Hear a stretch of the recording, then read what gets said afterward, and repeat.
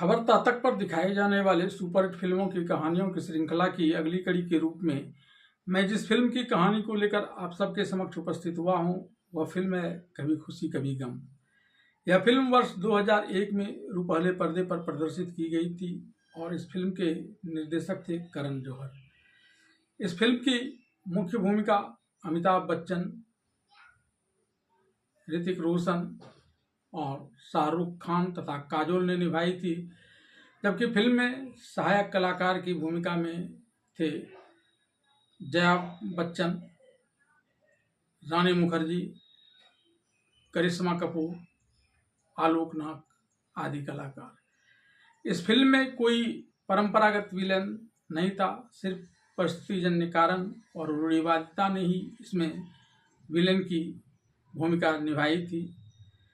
इस फिल्म में कई बेहतरीन नृत्य के दृश्य और संगीत का समावेशन किया गया था। इस फिल्म के संगीत निर्देशक थे जतिन ललित और सुदीप सांडिल। इस फिल्म के गानों को स्वरबद्ध किया था लता मंगेशकर, अलका याग्निक, कविता कृष्णमूर्ति, सुनिधि चौहान, उदित नारायण, सोनू निगम, अमित कुमार तथा अमिताभ बच्चन ने। इस फिल्म को 3 फिल्म फेयर पुरस्कार प्राप्त हुए थे, जिसमें सर्वश्रेष्ठ अभिनेत्री के लिए काजोल को, सर्वश्रेष्ठ सह अभिनेत्री के लिए जया बच्चन को और सर्वश्रेष्ठ लेखन के लिए करण जौहर को पुरस्कृत किया गया था।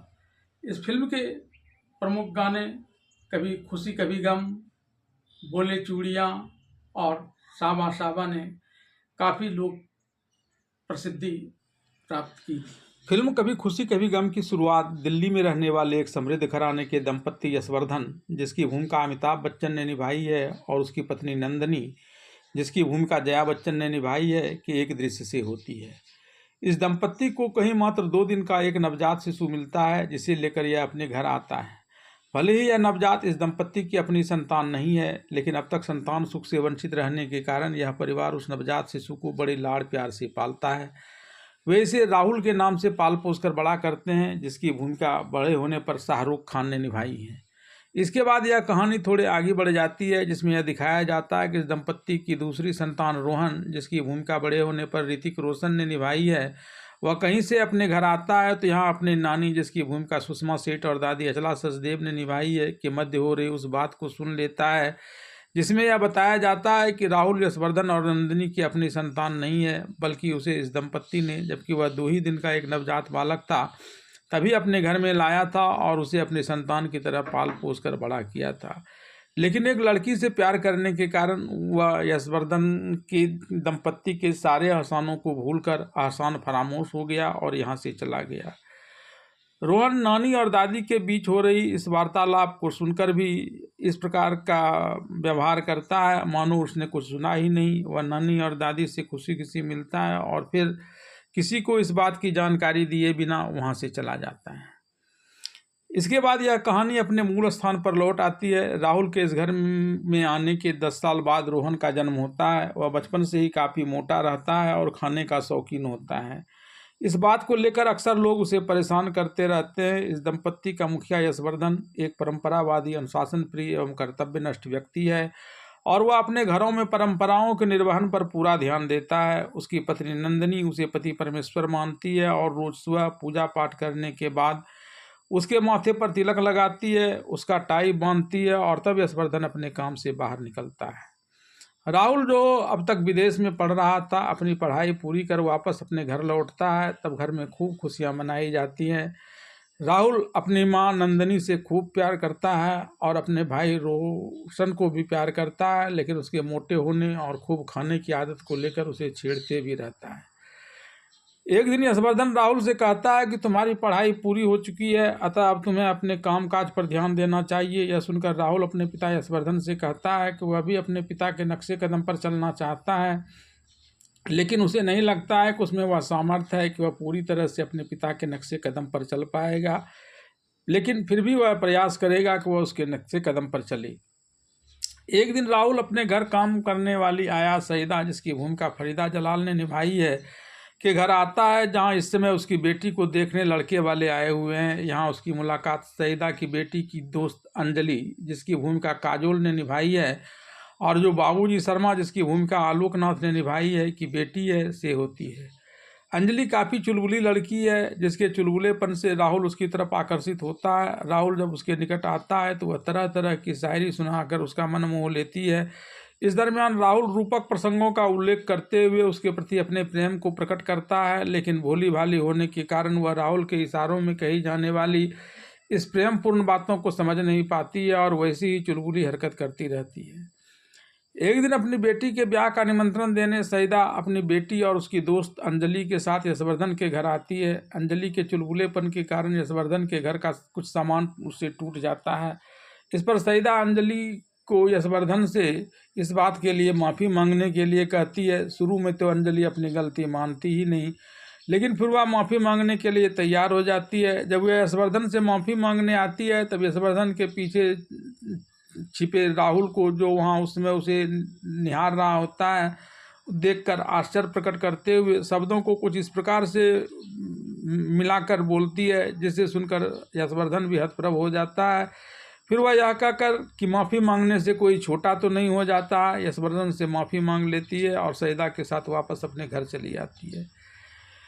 एक दिन रोहन को कुछ लड़कियां मिलकर छेड़ती हैं। उसमें अंजलि की बहन पूजा, जिसकी बड़े होने पर भूमिका करिश्मा कपूर ने निभाई है, भी शामिल होती है। लड़कियां द्वारा छेड़े जाने पर रोहन गुस्सा जाता है और वह पूजा को एक चपत लगा देता है और वहां से अपने घर चला आता है। राहुल को जब इस बात की जानकारी होती है तब वह रोहन को लेकर अंजलि के घर आता है और उसे पूजा से माफ़ी मांगने के लिए कहता है। थोड़ी हिचकिचाहट के बाद रोहन पूजा से माफ़ी मांग लेता है और फिर दोनों अच्छे दोस्त हो जाते हैं। इसके बाद राहुल मौके का फ़ायदा उठाकर अंजलि के पास चला आता है और उससे प्यार भरी बातें करने लगता है। धीरे धीरे इन दोनों के बीच प्यार बढ़ने लगता है और राहुल अंजलि से ब्याह करने का मन बना लेता है। अंजलि भी अब उसे चाहने लगती है। एक दिन रोहन के स्कूल में क्रिकेट का मैच हो रहा है। रोहन बल्लेबाजी कर रहा होता है और टीम को जीतने के लिए 4 रन की ज़रूरत होती है। क्रीज पर खड़ा रोहन किंग कर्तव्य विमूढ़ हो जाता है। तब राहुल की कई बातों को याद कर वह अपनी आंखें बंद करता है, अपने माता पिता का ध्यान करता है और अगली गेंद पर जोरदार शॉट लगाता है, जिससे वह गेंद 6 रन के लिए बाउंड्री लाइन से बाहर चली जाती है और रोहन की टीम जीत जाती है। यह देख स्कूल के बच्चे रोहन को खूब शाबाशी देते हैं। एक दिन इस घर का मुखिया यशवर्धन रोहन को शहर के बोर्डिंग स्कूल में भेजने की बात करता है। इसे सुनकर रोहन गुमशुदा हो जाता है और अपने पिता हर्षवर्धन से पूछता है कि वह उसे घर में क्यों रहने देना नहीं चाहते। हर्षवर्धन इस बात को घर की परंपरा बताते हुए कहता है कि वह खुद भी बोर्डिंग स्कूल में पढ़ने के लिए गया था, भैया भी गया था और अब यह भी इस परंपरा के अनुसार शहर के बोर्डिंग स्कूल में पढ़ने के लिए जाएगा। राहुल रोहन का हौसला बढ़ाता है और खुद ही रोहन को लेकर उसे बोर्डिंग स्कूल में छोड़ने आता है यहाँ, और बोर्डिंग स्कूल में छोड़कर घर चला आता है। एक दिन जब वह अंजलि से मिलकर घर वापस लौटता है तो अपने पिता यशवर्धन को दादी के साथ उसके ब्याह को लेकर बातें करते पाता है। राहुल को लगता है कि उसके पिता यशवर्धन को उसके और अंजलि के प्यार की बातें मालूम हो गई है और वह इन दोनों का ब्याह कर देना चाहते हैं, इसलिए वह भी पिता के पूछने पर शादी में अपनी सहमति दे देता है। लेकिन इसके बाद जब यशवर्धन उसकी शादी नैना, जिसकी भूमिका रानी मुखर्जी ने निभाई है, के साथ करने की घोषणा करता है तो राहुल को लगता है कि मानो पहाड़ टूटकर उसके माथे पर गिर पड़ा हो।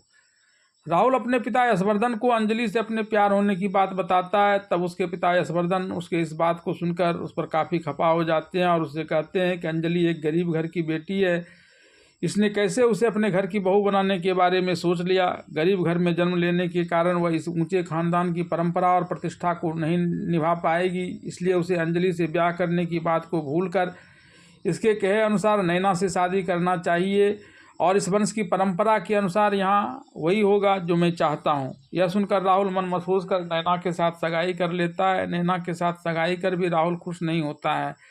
तब नैना राहुल से कहती है कि भले ही उन दोनों की सगाई हो गई है और मैं तुम्हें प्यार करती हूँ, लेकिन तुम तो मुझे नहीं अंजलि से प्यार करते हो। ऐसे में हम लोग विवाह के बंधन में बंध भी जाएंगे तो हम दोनों के बीच स्वाभाविक प्रेम उत्पन्न नहीं हो पाएगा। ऐसे में भले ही मुझे यह बुरा लग रहा है, लेकिन फिर भी मैं कहती हूँ कि तुम मुझे छोड़कर अंजलि से ही ब्याह कर लो। इसके बाद नैना उसे छोड़कर चली जाती है। नैना की यह बात सुनकर राहुल का हौसला थोड़ा बढ़ता है, लेकिन फिर जब वह अपने पिता के परंपरावादी होने और इसके अनाथ होने की स्थिति में उनके द्वारा इसे पाल पोस कर बड़ा करने और पूरे सम्मान के साथ बेटा की तरह इस घर में रखने की बातों का स्मरण करता है, तो उसके आसानों तलो दब जाता है और अंजलि के पास यह बताने के लिए आने लगता है कि अब वह उससे आगे प्यार नहीं करेगा। लेकिन अंजलि के घर आने पर वह देखता है कि अंजलि के पिता का देहांत हो गया है और उनके दाह कर्म की तैयारी चल रही है। अपने पिता की हुई अचानक मृत्यु से अंजलि फूट फूट कर रोने लगती है कि अब उनका कौन सहारा बनेगा, आगे उसकी ज़िंदगी कैसे कटेगी। तभी उसकी बहन पूजा भी आकर उससे लिपट जाती है और दोनों बहन अचानक आई इस विपदा से पूरी तरह टूट जाती है। इस दृश्य को देखकर राहुल अपने मन का विचार बदल लेता है और अंजलि के पास आकर कहता है कि यह उसे भरोसा देगा और फिर उससे शादी कर लेता है। अंजलि से शादी कर वह उसे लेकर अपने घर आता है और उसे देखकर उसकी मां नंदनी तो खुश होती है, लेकिन उसके पिता यशवर्धन उससे पूरी तरह खफा हो जाते हैं और उसे अपनी बात नहीं मानने को लेकर इस घर से चले जाने के लिए कहते हैं।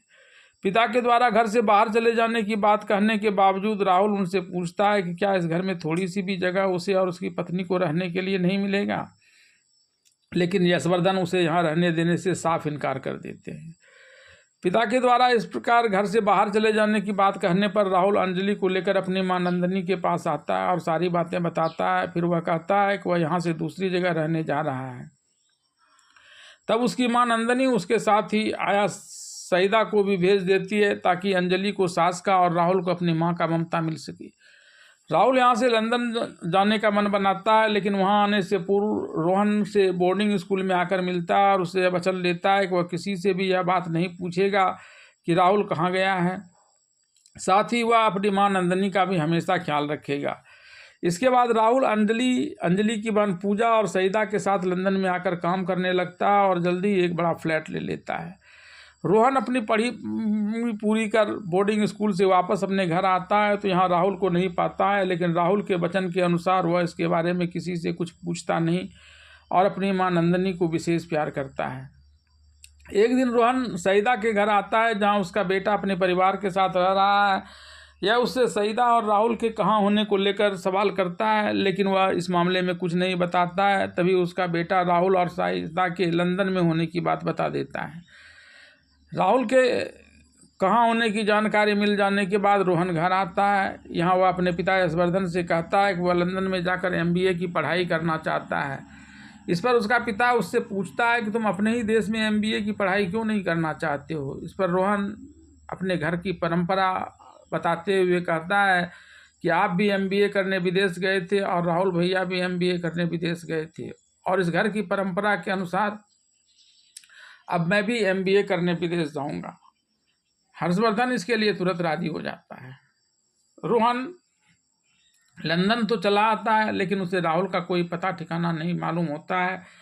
एक दिन जब वह एक फैशन डिजाइन के स्कूल के पास से गुजर रहा होता है तो वहाँ अंजलि की बहन पूजा उसे मिलती है, जो अपनी सुंदरता को लेकर काफ़ी अकड़ी हुई होती है और वहाँ मौजूद लड़कों की बेइज्जती करती है। रोहन जब उसके आगे से गुजरता है तो वह रोहन के गेटअप को देखकर उस पर आसक्त हो जाती है, लेकिन रोहन उसे कोई भाव नहीं देता। फिर पूजा उसके प्रति आकर्षित होकर बार बार उससे मिलने का प्रयास करती है। हालांकि रोहन उसे सबक सिखाने के लिए हर बार कोई न कोई बहाना बनाकर उससे दूरी बना लेता है। एक दिन कॉलेज में एक नृत्य कार्यक्रम में मौजूद लोग रोहन को डांस करने के लिए तैयार कर लेते हैं। वहीं दूसरी तरफ लड़कियों की गैंग पूजा को इस डांस में हिस्सा लेने के लिए तैयार करती हैं। इस डांस के दौरान ही रोहन और पूजा एक दूसरे को पहचान लेते हैं। इस डांस के बाद पूजा उसे उसके लंदन आने के उद्देश्य को लेकर सवाल करती है। तब रोहन कहता है कि दरअसल वह अपने भैया और भाभी को यहाँ से लेने के लिए आया हुआ है, लेकिन यह काम वह अकेले नहीं कर पाएगा, बल्कि इसमें उसकी भी भागीदारी की ज़रूरत पड़ेगी। यह सुनकर पूजा रोहन से अपने प्यार को प्रकट करने और रोहन के उद्देश्य को सफल बनाने के लिए एक योजना बनाती है, जिसके अनुसार वह रोहन को अपने घर में रहने की व्यवस्था करने की बात करती है। इस कार्यक्रम के तहत एक दिन पूजा रोहन को लेकर अपनी सहेली के साथ घर आकर अपनी बहन अंजलि और जीजा राहुल से सहेली के भाई के रूप में वहां आए रोहन को कुछ दिनों तक अपने घर में रहने देने के लिए यह कहते हुए आग्रह करती है कि मेरी सहेली गर्ल्स हॉस्टल में रहती है, ऐसे में वो अपने भाई को अपने साथ नहीं रख सकती है। कुछ दिनों तक उसका भाई हमारे यहाँ रहेगी और फिर यहाँ से वापस चला जाएगा।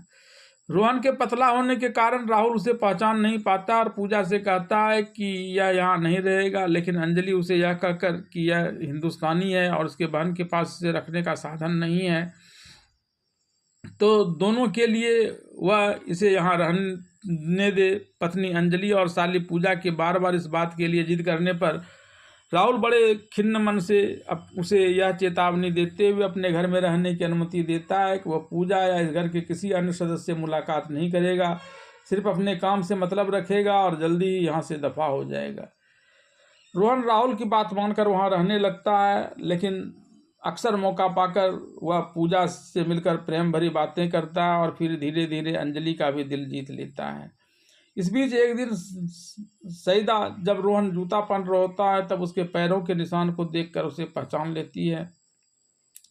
यह उसे भी यह बात बता देता है कि वह अपने भैया और भाभी को यहाँ से ले जाने के लिए आया है, लेकिन वह सईदा को इस बारे में किसी को जानकारी नहीं देने के लिए कहता है। यहाँ रहते हुए और पूजा आपस में शादी करने की बात करते हैं, लेकिन अपनी शादी तब तक करना नहीं चाहते जब तक कि यह राहुल और भाभी अंजलि को अपने घर ले जाने में सफल नहीं हो जाता है।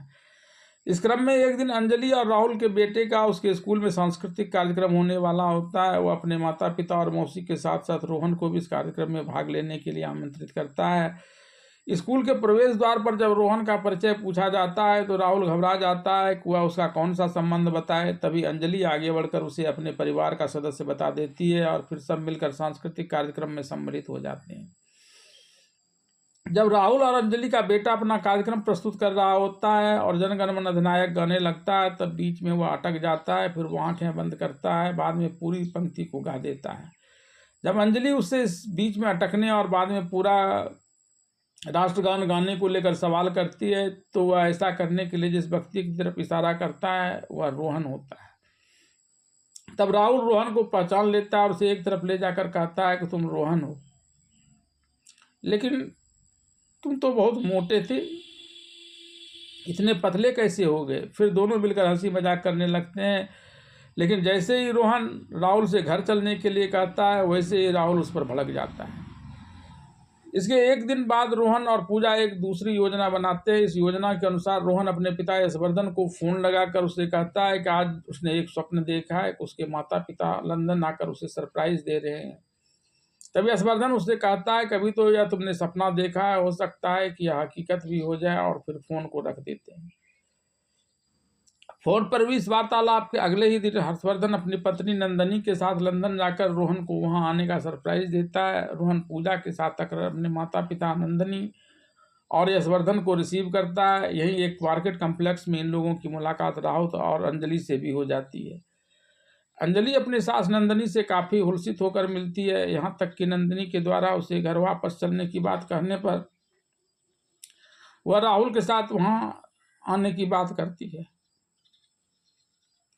लेकिन राहुल, अंजलि और उसके बेटे अपने घर वापसी की बात आने पर न तो राहुल वापस घर लौटने और अपने पिता यशवर्धन से मिलने के लिए तैयार होता है और न ही यशवर्धन उससे मिलकर उसे घर लौटने की बात कहने के लिए तैयार होता है। यहाँ तक कि यशवर्धन रोहन पर भी यह आरोप लगा देता है कि उसने उसके संग झूठ बोलकर यह नाटक खेला है। इस पर रोहन कहता है कि उसने यह नाटक अपने परिवार के सभी सदस्यों को मिलाने के लिए खेला है। अपने परिवार को टूटने नहीं देना भी अपने घर की परंपरा रही है और उसी के अंतर्गत मैंने यह कदम उठाया है। लेकिन इसके बावजूद यशवर्धन उसे डांट फटकार लगाते हुए अपने पास से भगा देता है। अपने पिता यशवर्धन के पास से रोहन राहुल के पास आता है, लेकिन वह भी अपनी जिद छोड़ने के लिए तैयार नहीं रहता है। रोहन, अंजलि, नंदनी सब मिलकर उसे समझाते हैं, लेकिन राहुल मानने के लिए तैयार ही नहीं होता। वह अपनी मां नंदनी से तो खूब मिलता जुलता है, लेकिन पिता यशवर्धन से मिलने से साफ इनकार कर देता है। इस बीच हर्षवर्धन को घर से एक फोन आ जाता है कि उसकी मां का देहांत हो गया है। उसकी मां की इच्छा है कि उसके दाह संस्कार में उसके अलावा उसके दोनों बेटे राहुल और रोहन भी शामिल हैं। रोहन इस बात की जानकारी राहुल तक भी पहुंचा देता है, लेकिन फिर भी राहुल इन लोगों के साथ वापस लौटने के लिए तैयार नहीं होता। तब यशवर्धन नंदनी और रोहन के साथ वापस अपने शहर लौट आता है। यहाँ आकर वह अपनी मां के दाह कर्म की तैयारी में जुट जाता है। इस क्रम में रोहन दादी माँ की इच्छा इस अवसर पर राहुल के भी यहाँ होने की बात को उठाता है। तब यशवर्धन यह कहते हुए अपनी माँ का दाह संस्कार शुरू करने लगता है कि राहुल नहीं आएगा। लेकिन जैसे ही वह अपने माँ को मुखाग्नि देने के लिए आगे बढ़ता है, तभी राहुल भी वहाँ आ जाता है और अपनी दादी को अपने पिता और भाई रोहन के साथ मिलकर मुखाग्नि देता है। अपनी दादी के श्राद्ध कर्म तक तो राहुल वहाँ रुकता है, लेकिन इस बीच ही वह अपने पिता हर्षवर्धन से नहीं मिलता है और न ही हर्षवर्धन उससे मिलता है। श्राद्ध कर्म खत्म होते ही राहुल वहाँ से वापस लौटने की बात अपनी माँ नंदिनी से कहता है। नंदिनी उसे यहाँ रहने के लिए कहती है, लेकिन राहुल नहीं मानता है। इसके बाद नंदिनी अपने पति यशवर्धन के पास आती है और कहती है कि यह उन्हें अब तक पति परमेश्वर के रूप में मानते आई है। फिर वह यशवर्धन के कार्यों को गिनाते हुए कहती है कि उसने अनाथ राहुल को इस घर में लाया, यह तो ठीक है। उसके घर की परंपरा नहीं निभाने के कारण राहुल को घर से निकाल दिया, यह भी ठीक है। लेकिन इस घर में आई बहू अंजलि को कोई सम्मान नहीं दिया, यह इस घर की परंपरा के विरुद्ध और गलत है। रूठ कर चले गए बेटे की घर आने के बावजूद उसे यहाँ नहीं रहने के लिए कहना, यह भी गलत है। ऐसे में मुझे लगता है कि मैं झूठ ही आपको पति परमेश्वर मान रही थी, क्योंकि परमेश्वर तो कोई गलत कार्य नहीं करता। फिर वह यह कहकर वहाँ से चली जाती है। नंदिनी के यशवर्धन के पास से तुरंत जाने के बाद रोहन वहाँ आ जाता है और उसे राहुल को माफ़ कर देने के लिए कहता है कि राहुल भैया तो आपके द्वारा घर से बाहर किए जाने की बात कहने के बावजूद यहाँ रहने के लिए तैयार थे, लेकिन आपने ही जबरन उन्हें यहाँ से निकाल दिया। रोहन की कई इस बात से हर्षवर्धन को आत्मग्लानि होने लगती है और वह तुरंत रोहन के साथ राहुल के पास आता है और यह कहते हुए उसे यहीं रहने की बात करता है कि मेरे द्वारा घर से बाहर किए जाने के बावजूद तुम यहाँ रहना चाहते थे, लेकिन मैंने ही गलती की जो अपने क्रोध पर नियंत्रण नहीं रख सका और तुम्हें यहाँ से भगा दिया। तब राहुल भी अपनी गलती मान लेता है कि यहाँ से जाने के बाद उसने भी कभी यह जानने का प्रयास नहीं किया कि आपका क्रोध शांत हुआ है नहीं और कभी भी यहाँ लौट कर नहीं आया। इस पर यशवर्धन कहता है कि तुम्हारे जाने के बाद ऐसा एक भी दिन नहीं गया जब मैंने तुम्हें याद नहीं किया हो। यही बात राहुल भी दोहरा देता है। फिर यशवर्धन राहुल को गले से लगा लेता है और सारा परिवार एकजुट हो जाता है। सारे परिवार के एकजुट होने के बाद रोहन की पूजा से और राहुल की दोबारा शादी अंजलि से की जाती है। सब मिलकर खुशियां मनाते हैं और इस दृश्य के साथ ही फिल्म कभी खुशी कभी गम की कहानी यहीं खत्म हो जाती है।